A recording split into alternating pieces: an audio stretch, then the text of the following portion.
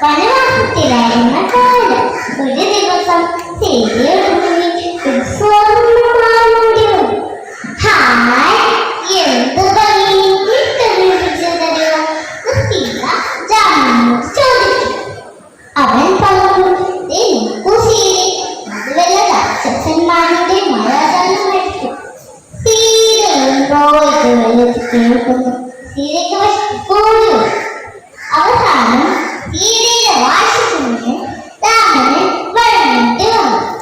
സീതയെ സുരക്ഷിതമായി കാത്തുകൊള്ളണമെന്ന് രാമൻ ലക്ഷ്മണനോട് പറഞ്ഞ് മാനിക്കാൻ യാത്രയായി. ഏറെ അലഞ്ഞിട്ടും മാനിനെ കിട്ടിയില്ല. അവസാനം രാമൻ മാനിനെ അമ്പെയ്തു വീഴ്ത്താൻ തീരുമാനിച്ചു. രാമന്റെ അമ്പേറ്റ് മുറിവേറ്റ മാൻ വികൃതനായ രാക്ഷസനായി മാറി. അതാരാണെന്ന് അറിയാമോ? മാരീചൻ.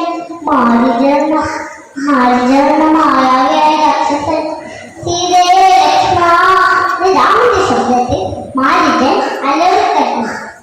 ഇത് കേട്ട് സീത പരിഭ്രമിച്ചു പോയി.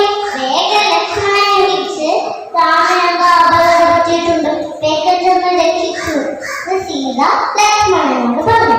ഉടനെ തന്നെ ലക്ഷ്മണൻ മുടിലിന് ചുറ്റും ഒരു വട്ടം വരച്ച് എന്ത് സംഭവിച്ചാലും ഇതിൽ നിന്ന് പുറത്തിറങ്ങണം സീതയ്ക്ക് നിർദ്ദേശം നൽകി. രാമനെ അന്വേഷിച്ച് യാത്രയായി. ഹമ്പടാ, ഇതെല്ലാം ഒരാൾ ഒളിഞ്ഞെന്ന് കാണുന്നുണ്ടായി. അതാരാണെന്ന് അറിയാമോ? രാവണൻ. ലക്ഷ്മണൻ പോയതൊക്കെ നോക്കി രാവണൻ ഒരു ഋഷിയുടെ വേഷം ധരിച്ച് കുടിലിലെത്തി സീതയോട് ഭക്ഷണത്തിനായി യാചിച്ചു. ഇത് കേട്ട് ഭക്ഷണമാക്കുന്ന സീതയെ ദേവിക്ക് പുറത്തു വരാൻ നിർബന്ധിച്ചു. ഇത് കേട്ട് സീത ദേവിക്ക് പുറത്തു വന്നു.